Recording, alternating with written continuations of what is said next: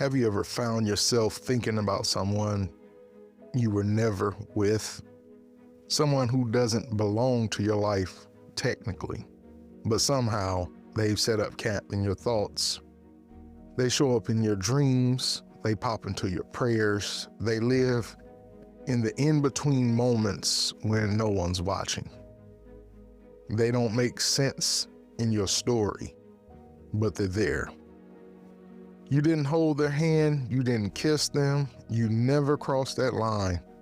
But your heart, oh, your heart remembers. Let's make it plain. You ever miss someone you never had? Maybe it was a coworker, maybe it was that friend you had in college, the one you laughed too long with and talked too deeply with, even though nothing ever technically happened. Or maybe it was someone you connected with in a season when your life felt empty and their presence filled a space that wasn't supposed to be filled that way. You called it just vibes, just chemistry, but looking back, it was more, way more. And what do you do with that? When it's not a breakup because there was never a relationship. When it's not an affair because there was never a line crossed. But there's still grief, still guilt, still weight. That's what we're talking about today. This episode is for the ones who've carried a silent ache, for the ones who've done everything right, but still something unresolved. For the ones who have a chapter in their soul that doesn't match the rest of their book. This is a story about Ethan, a faithful man, a good man, a husband, but also a man who met someone that made him question where the emotional line really is. It's a story of connection, restraint, confusion, and healing. It's about a poem he wrote that he never meant for anyone to read, a poem that's sat tucked inside a notebook for years until a song played one random day and the past whispered its way back in. But this isn't just about Ethan. This might be about you. This might be about her, the one you laugh with too easily, the one you imagine a future with for just a split second too long, the one you never held, but still hold in your mind sometimes. So if your heart has ever remembered what your life couldn't hold, if you've ever asked yourself, what if, even while trying to live your what is, you're not alone. And today we're talking about emotional entanglement and how even when nothing happens, something still hurts. That's what comes up today on the Truth Be Told Project podcast. Ethan wasn't the kind of guy you'd expect this story to be about. He was stable, grounded, married for around 11 years, 2 kids, good job, church every Sunday.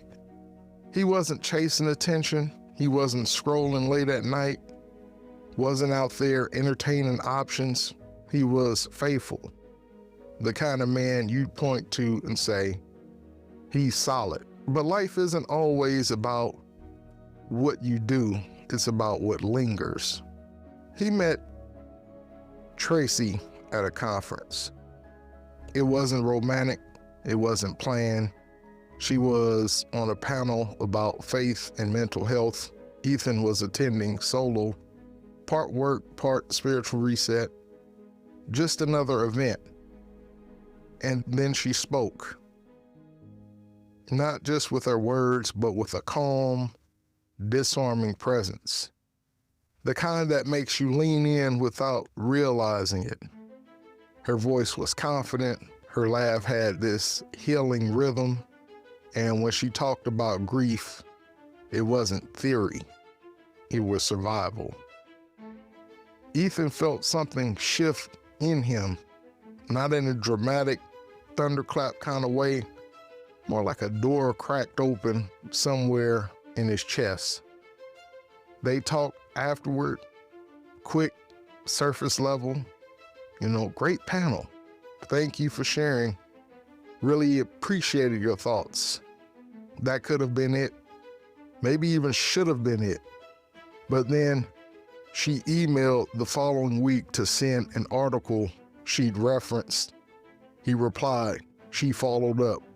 One message turned into 2, then 4, then once a week became every few days.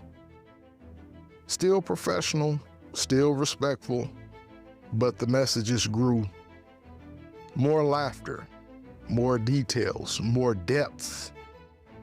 She shared her heart, he shared his. They swapped playlists, talked about calling and burnout, about what they wish someone would have told them earlier, and Ethan justified it to himself. It's just emotional support, not attraction. But deep down, he knew he was being seen in a way he hadn't felt in years. At home, things were fine. His wife, Michelle, was beautiful and kind. Their life was full. Good days and tough days like any marriage. But marriage doesn't erase loneliness. Ethan had been carrying quiet weight, expectations, emotional fatigue, questions he didn't even know how to name. Tracy never offered answers. She just listened. And that became addictive. The shift happened slowly. One day, Tracy sent him a voice memo of a prayer she prayed for him. He played it 4 times, not because it was scandalous, it wasn't, but her voice felt like comfort, familiarity, a strange peace. Another day, she shared a piece of writing, one of those confessional, unfiltered poems about longing and letting go, and he read it 3 times, cried the 3rd time. He replied, "This hit deeper than I expected." She responded, "You always seem to hear me deeper than most." And there it was. That sat in his chest like a truth he didn't want to touch. Ethan pulled back after that. Quick replies, minimal engagement. He deleted her contact twice, then saved it again. Told himself he was setting boundaries, but still read every post she made like it was meant for him, because she had become a mirror of what he missed, of who he used to be, of what felt easier, lighter, freer.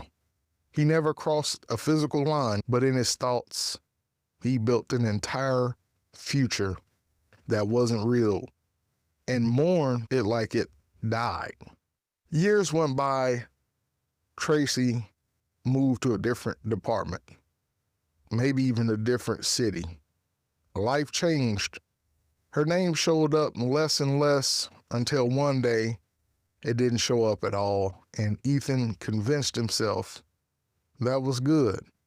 Silence isn't healing, it's just delay. Fast forward to a Saturday garage cleaning day. Dusty old sneakers, boxes marked 2009. He opened a tote filled with journals, back when he used to write more. One was a leather-bound softcover, edges worn, he hadn't touched in years. He flipped through pages, scriptures, sermon notes, prayers from when his first child was born, and then, halfway through, a folded page torn from a different notebook. He recognized the ink, the slant of the letters. It was his. At that moment, he read the first line. It was like time broke, he remembered the poem called The One I Never Held. In the poem it read, "You were never mine, but your voice still echoes in the corners of rooms I never entered. I held your words like water, letting them slip through my fingers. Knew they were never meant to grasp. I saw a future we never spoke of, and more in the past that never was. You smiled and the world kept turning, but something in me stood still. I prayed for your peace, and in that prayer hid the ache of not being part of it. You were never mine, and I never crossed the line, but oh, how close I stood to it. You were the one I never held, and still, somehow, I remember your weight." He just sat there, surrounded by bins, lawn chairs, and the sound of a neighbor. But internally, he was wrecked because that poem wasn't about Tracy. Not anymore. It was about everything he never dealt with, everything he locked away under the label of nothing happened. He realized he had never needed to ask her for closure. He needed to face himself. This version of Ethan that found safety in someone else's eyes. The version that created a whole emotional world with someone he never kissed. The version that those silence over honesty until the silence grew too loud. That's Ethan's story. Not of cheating, not of secret hotel rooms or deleted text threads, but of compromise, of connection that went too deep without ever going public, of a loyalty that looked clean on the outside, but carried weight on the inside. And maybe that's your story too. Not the details, but the emotion. The way a memory still walks with you, the way your mind drifts when it's quiet.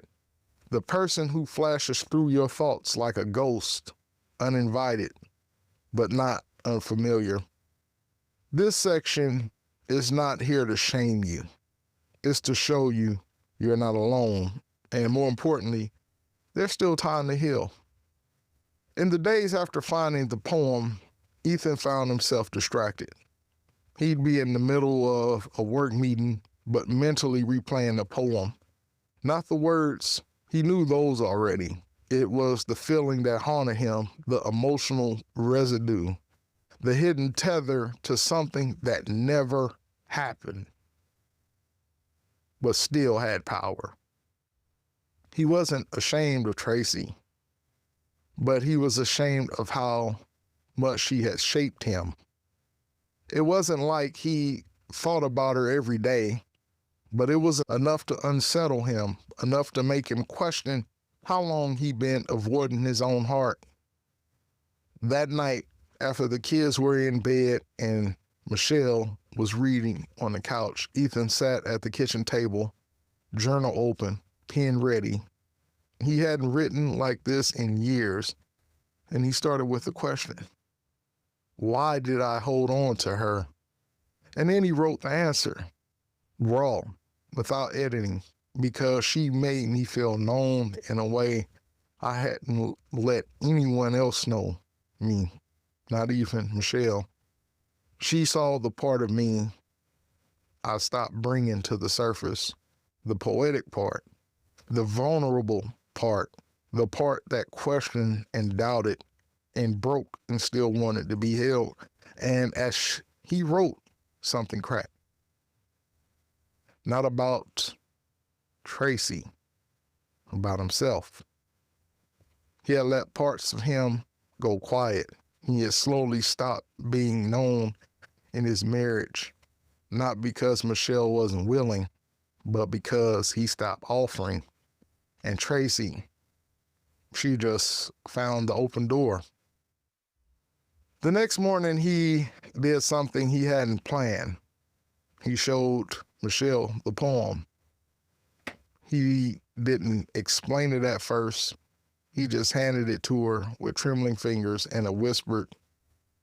She read it slowly, quietly, and when she finished, she didn't ask questions right away. She just looked up, eyes misty, and said, "You never had to carry this alone." And he broke, because for the first time he realized the danger wasn't in just being emotionally tied to someone else. The deeper danger was not letting himself be emotionally seen by the one who actually belonged in his life. They talked for hours about everything, not just Tracy, about when things started feeling off, how ministry and work had made them teammates more than lovers, how Ethan had stopped writing, stopped dreaming, stopped inviting her in. It wasn't a dramatic fix. It was slow, sacred, like replanting something that had started to wilt from lack of sunlight.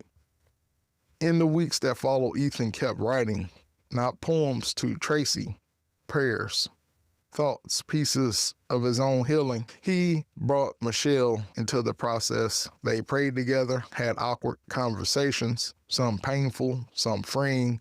He even shared the story with his small group, not every detail, but enough to stop hiding behind the illusion that nothing happened. Ethan had learned something vital. Emotional compromise doesn't always look like failure.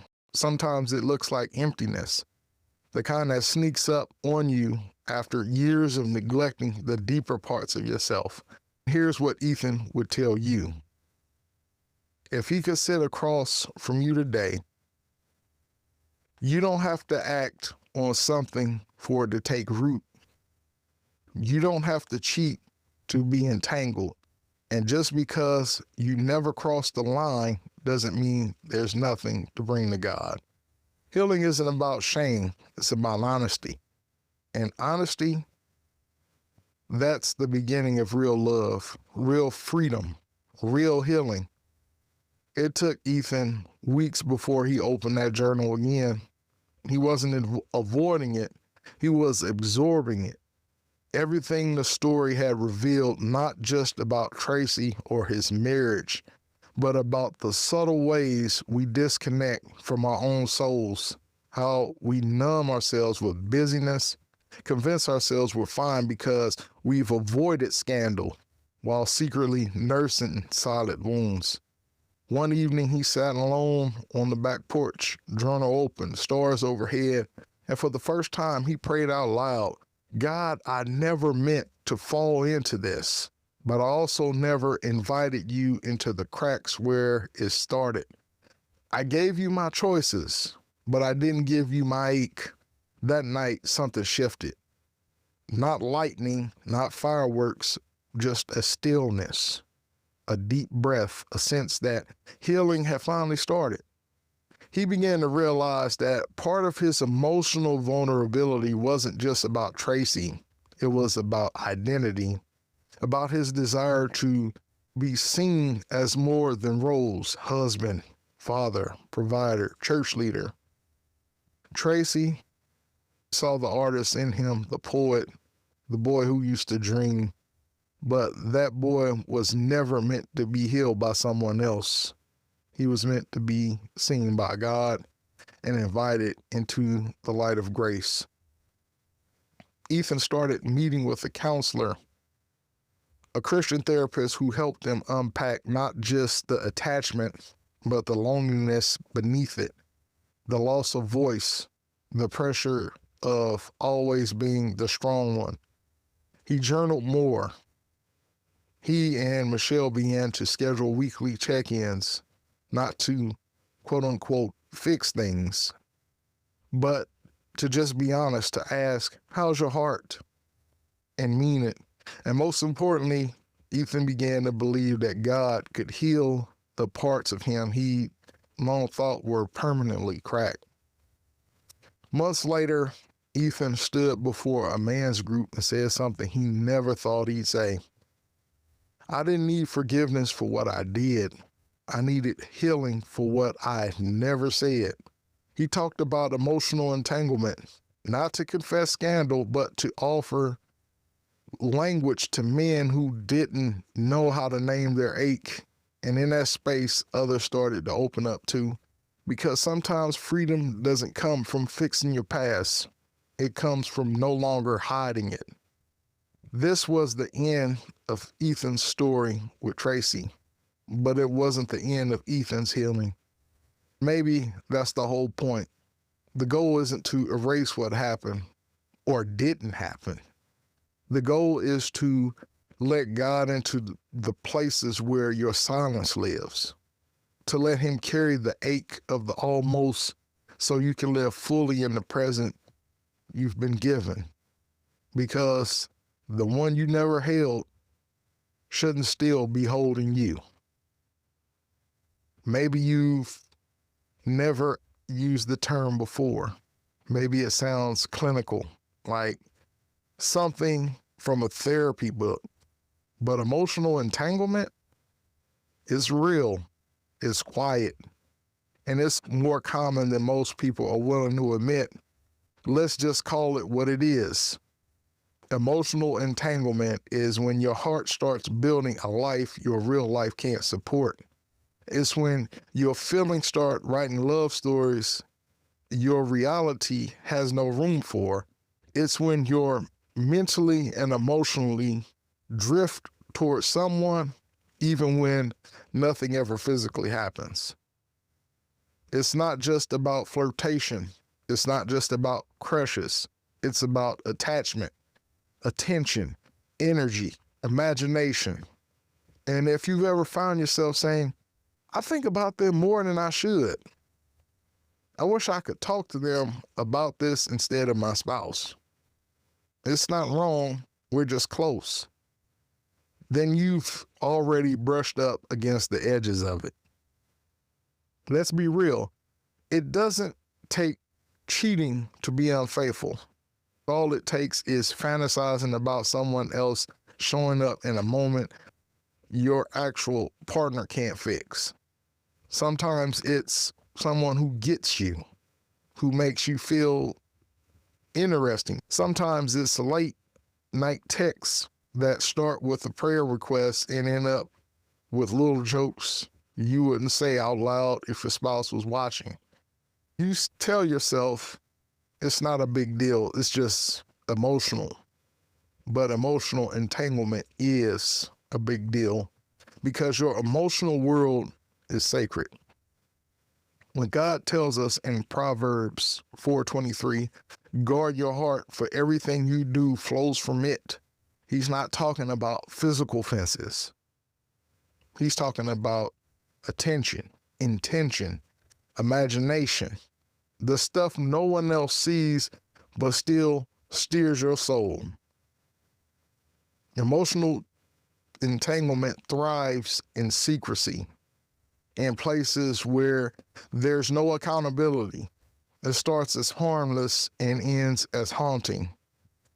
Let me tell you how it usually starts. Connection. You share a laugh, a moment, a deep conversation. You think, wow, I haven't talked like this in a while. Justification. You remind yourself, you're not doing anything wrong. You're just being friendly, just supportive, just honest. Third, investment. You begin to look forward to their messages.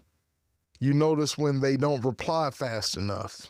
You start comparing your spouse to them in tiny ways.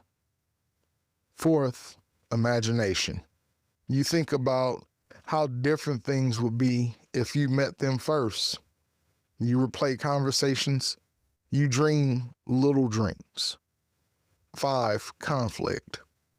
You feel guilty, but not guilty enough to stop. You tell yourself you're strong enough to handle it. You're not crossing any lines. 6, confusion. Eventually, you don't know how you feel anymore. You're emotionally tangled up in a way that doesn't belong to your life. Maybe you've been there. Maybe you're there right now. And listen, this isn't about condemnation. It's about awareness. Once you name it, you can deal with it.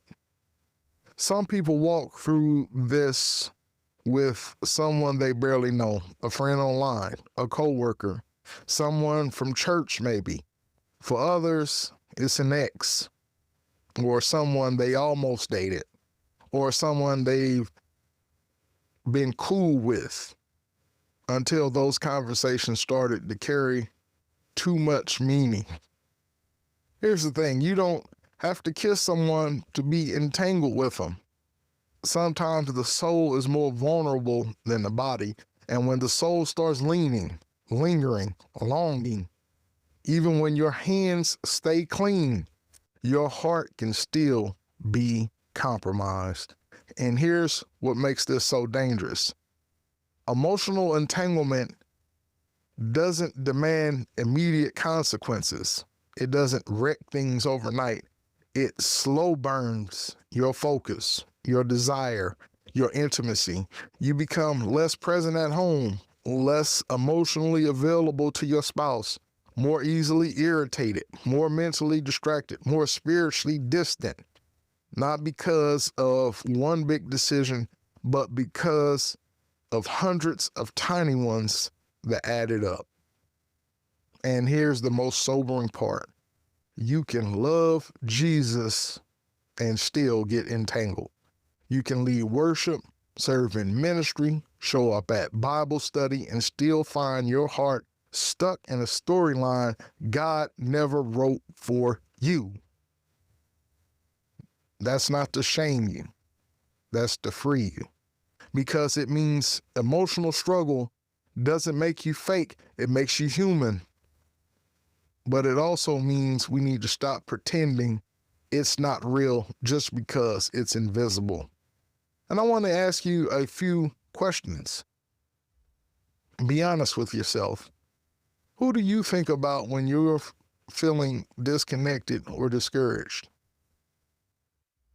Who are you emotionally invested in that your spouse doesn't know about? What conversation thread or memory would make you feel uncomfortable if someone else read it? If the answers made you squirm a little, that's okay. Conviction isn't God's way of punishing you, it's His way of protecting you. We'll dive into the spiritual side of this in the next section. Your heart matters, every corner of it, every text, every fantasy, every little emotional doorway you've kept unlocked. And if you're entangled right now, God sees you. He loves you. And there's a way forward that doesn't involve pretending it's not real. Sometimes emotional entanglement starts with a spark. It starts with a gap between you and your spouse, a gap between who you thought you'd be by now and who you actually are, a gap between the version of yourself you show the world and the version that quietly aches behind closed doors. And someone comes along who steps into that gap, not inappropriately, not overtly, they just see you. Ask the right questions, remember the little things, and suddenly you find yourself checking your phone a little more than usual, smiling when their name pops up, feeling irritated when they don't respond. So let's take it a step further. You ever find yourself dressing just a little better when you know you'll see them, crafting a message and deleting it 3 times because you don't want it to sound too much, but also don't want it to sound too little? You ever pray with them but low-key feel something you're trying not to name? That's not random. That's not harmless. That's your heart doing something dangerous, leaning toward a connection that does not belong to your calling. Here's what's tricky. Emotional entanglement often hides under the disguise of safe connections, like prayer partner, mentorships, group chats, worship teams, social DMs. It looks holy. It can feel deep at times, but you start realizing your heart's not safe in that space anymore. And here's the gut punch. Sometimes that person has no idea you're the one building a fantasy around them. Or maybe they do know, and they're enjoying the closeness too. Either way, your spirit knows something's off. That's why you feel guilty when you pray afterward. That's why your worship feels quieter. That's why your journal stays closed. Because when our hearts are divided, our intimacy with God always suffers first. Emotional entanglement is spiritual warfare. It's subtle, it's strategic, it doesn't destroy you with a blow, it disorients you with a drift. It makes you confused about your commitments, suspicious of your own needs, hungry for attention you can't ask for out loud, resentful toward your spouse without a clear reason. And most dangerously, it makes sin look like safety. But there's hope. If emotional entanglement is real, then so is emotional integrity. And emotional integrity is what God invites us into, not just to avoid pain, but to walk in freedom. So, what does integrity look like? It looks like recognizing your heart drift before your hands do. It looks like checking in with God and a trusted friend when something feels too emotionally charged. It looks like bringing your whole emotional world under the lordship of the Lord Jesus Christ, not just your behavior. Let's not wait for a breakdown to get honest. Let's get honest now. Ask yourself, what role is this person playing in my heart that they don't belong in? Am I fantasizing about a life that contradicts my calling?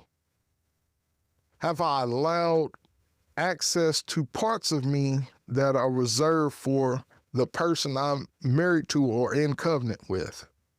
And if the answer is yes, you're not evil, you're not broken, you're not dirty, you're human and you're loved. But it also means this: it's time to turn back toward wholeness. You don't have to confess your whole inbox to the world, but you do need to get honest with God and then take one obedient step toward freedom, because emotional entanglement isn't just about what's wrong, it's about what's stealing your focus. You're fine. Your fire, your connection, your clarity, your peace. And God's calling you back to all of that. So what do you do when you realize you're entangled? You start with confession, not just to God, but to yourself. You admit that something emotional did happen, that it matters, that it left a mark, and then you invite God to begin the untangling. That might mean boundaries. That might mean letting go. That might mean finally speaking the truth you've buried for years. But most of all, it means believing you're not beyond restoration. You don't need to carry guilt forever to prove you've grown. You just need to turn your heart toward healing and trust that God's already waiting there. So let's shift the lens now, not just to psychology or emotion, but to truth. Because while your feelings are valid, they're not the ultimate compass. God's word is, and the truth is, God speaks to this, not in shame-filled judgment, but in grace-filled clarity. He cares about what's happening inside your heart, even the parts no one sees. Let's start with Matthew 5:28. But I tell you that anyone who looks at a woman lustfully has already committed adultery with her in his heart. Jesus isn't just talking about lust in a sexual way. He's talking about the heart, where desire lives long before it becomes action. He's saying, don't measure purity by behavior alone, measure it by intention. That hits deep when it comes to emotional entanglement, because you can look faithful on the outside and still be emotionally stitched to someone who doesn't belong to your calling. Then there's Proverbs 4:23. It says, above all else, guard your heart, for everything you do flows from it. Notice that word, everything. Not some things, not just the romantic stuff, everything. Why? Because your heart is the command center of your life. When it's entangled, everything else gets murky. Your vision, your peace, your relationships, your discernment. Guarding your heart doesn't mean building walls. It means being honest about who has access to your emotions, your imagination, your attention. Now let's bring in 2 Corinthians 10:5. He wrote, we take captive every thought to make it obedient to Christ. Not just sinful thoughts, not just temptations, every thought. Even the ones that feel sweet, even the ones that replay fake conversations or what-if fantasies, even the ones that come with a soundtrack in slow motion because you watched too many rom-coms growing up. Taking thoughts captive means pulling them into the light and saying, God, is this thought honoring to you? Is this memory moving me closer to healing or deeper into fantasy? Is this something I need to surrender or something I'm secretly nurturing? Let's bring it back to Ethan. Ethan did the right thing. He never crossed the physical line. He pulled back before things went further.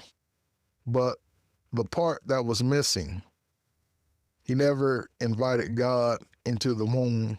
He tried to manage it in silence, tried to bury it with good behavior, and that's where so many believers live.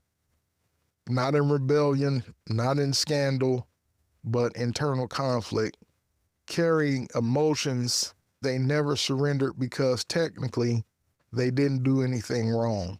But technically isn't where freedom lives, surrender is. So here's the hard but holy truth. Your feelings are real, but they're not your God. They're not your compass. They don't have veto power over your obedience. They don't get to write a story that contradicts God's design for your life. And God doesn't ask you to numb those feelings. He asks you to submit them. He's not afraid of your emotional mess. He's just not okay with you staying in it when there's a way out. It's not always dramatic. Sometimes it looks like unfollowing someone. Sometimes it looks like changing where you sit in a room. Sometimes it looks like confessing to a mentor or your spouse, as hard as that may be. Sometimes it looks like blocking a number. Sometimes it looks like repenting, not because you cheated, but because you drifted. This isn't about being paranoid. It's about being pure in the biblical sense. Purity isn't about never having emotions. It's about not letting emotions rule over truth. God is not asking for perfection. He's asking for permission to step into the parts of your emotional world you've kept compartmentalized.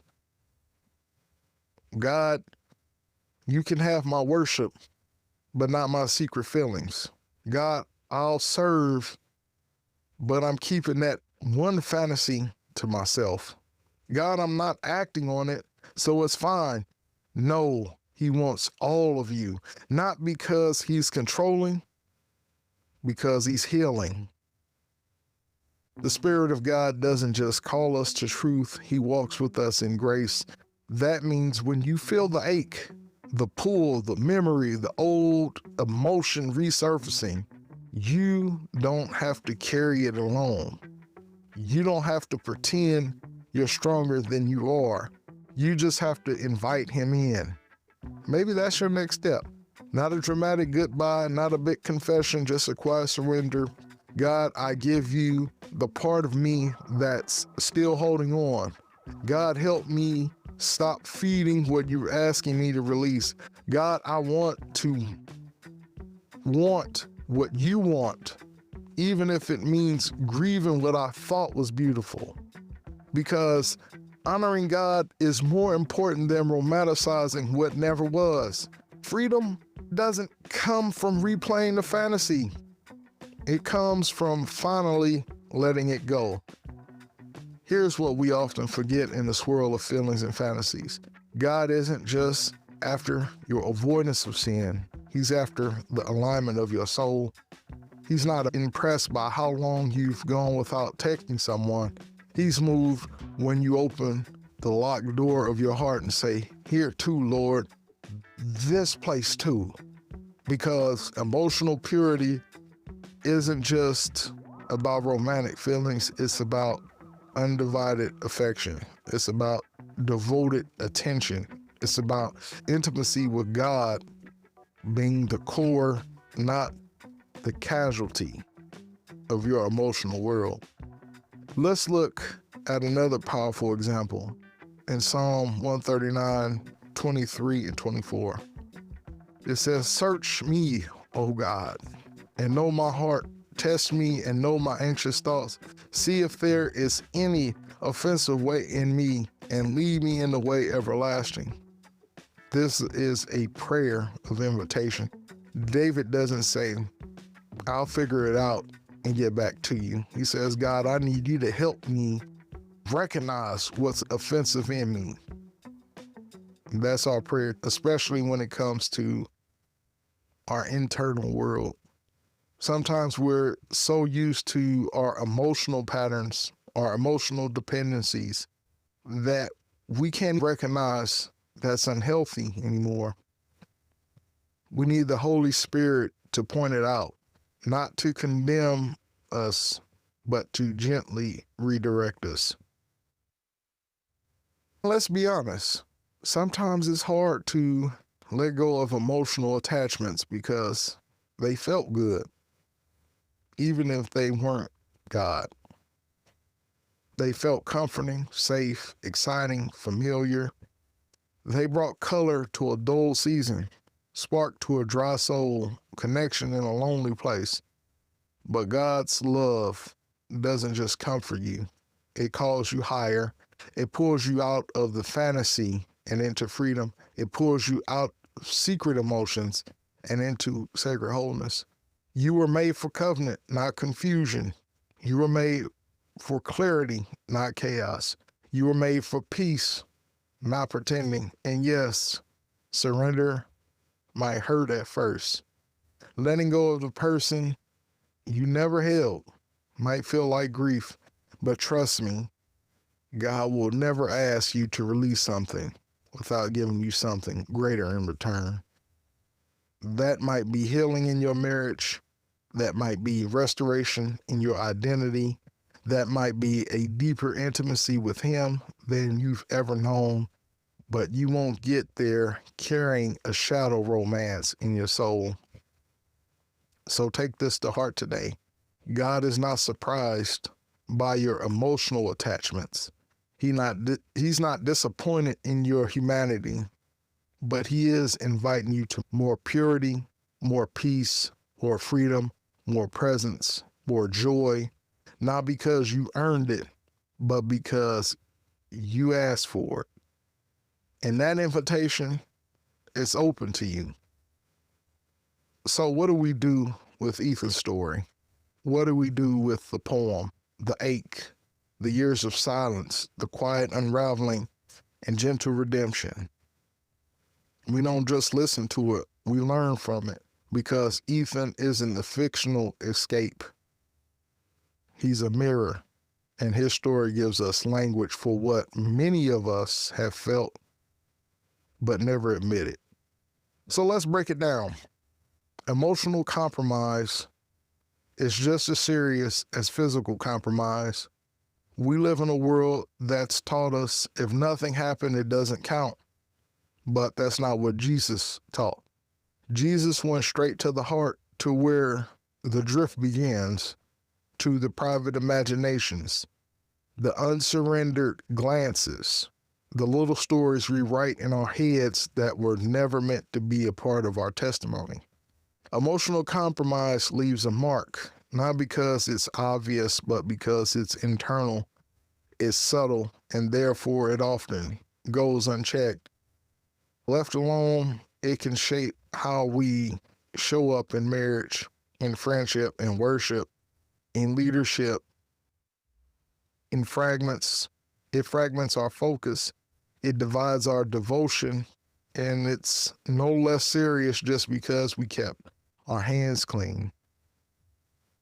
Second, restraint is good, but healing is better. Ethan never touched Tracy. He pulled away. He deleted the number. He did the right thing, and that matters. But too many people stop at restraint and never step into restoration. They don't confess. They don't reflect. They don't process. They just move on, hoping time will erase what they buried. But healing doesn't come through time. Healing comes through truth.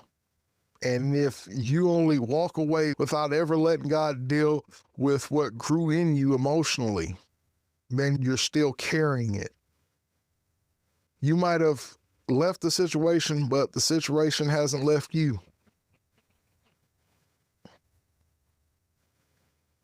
And that weight, it'll sneak back into your thoughts, your insecurities, your comparisons, until you finally bring it into the light and say, God, this too. Closure doesn't always come with a conversation.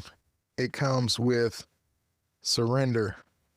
Some of you are waiting for an apology, a final talk, a proper goodbye. You're waiting for clarity from someone who doesn't owe you that clarity, or can't give it, or already moved on. And in the meantime, your heart stays tethered to a storyline that's already closed this chapter. But here's the truth. Closure isn't a conversation, it's a decision. It's choosing to trust that God can bring peace even without perfect resolution. It's choosing to believe that healing doesn't require all the answers, just the willingness to release what never belonged to your future. Let's ask some honest questions. Who do you think about that you probably shouldn't? What emotional memories are you still rehearsing long after the season ended? Are you nurturing feelings you've never actually surrendered to God? These aren't questions to shame you. They're invitations, because God doesn't reveal wounds to wound you. He reveals them to heal you. Maybe like Ethan, you've been trying to do the right thing on the outside while carrying something unresolved on the inside. Maybe you've called it not a big deal for so long, you forgot that God doesn't work on your technicalities. He works in truth, and truth sets free. So here's the heart of the takeaway. Let God into the ache of what never was. Let him into the memory, the poem, the smile, the message, the part of you that still replays what could have happened. You don't need to shame yourself. You don't need to explain it to everyone. You just need to surrender it. And when you do, that's where real freedom begins. The beauty of Ethan's story isn't just that he avoided disaster. It's that he faced the invisible. He named what most people would ignore. He confessed what could have been quietly carried forever. And that's what healing requires, honesty about the things that feel small but weigh heavy. Maybe you've never written a poem. Maybe you've never saved someone's contact or let the conversation go too far. But maybe you've imagined a conversation that would never happen. You felt your soul flicker when someone called you seen. You've kept someone emotionally alive in your memory while building a life for someone else. And maybe, just maybe, today is the day you lay that down, because here's what's true. You cannot build a holy future while nurturing a secret past. You can't give your full heart to what's in front of you if you're still emotionally tied to what's behind you. That doesn't mean you're evil. It means you're human, but it also means God is calling you out. Not to shame you, but to free you. So what would it look like to be emotionally faithful? Not just physically, not just publicly, but in the privacy of your soul. It might look like choosing silence when you want to reach out. It might look like deleting a thread you've reread too many times. It might look like whispering, God, I miss something I never had. Help me, let it go. That's the kind of faithfulness God honors, not perfection, but surrender. So let's recap those questions one more time, slowly. Who do you think about that you probably shouldn't? Are you emotionally holding space for someone who doesn't belong to your present or future? Have you let God into that part of your story or just tried to forget it? Take your time with those. Write them down, sit with them. Don't rush past them just because they're uncomfortable, because growth is always on the other side of honest reflection.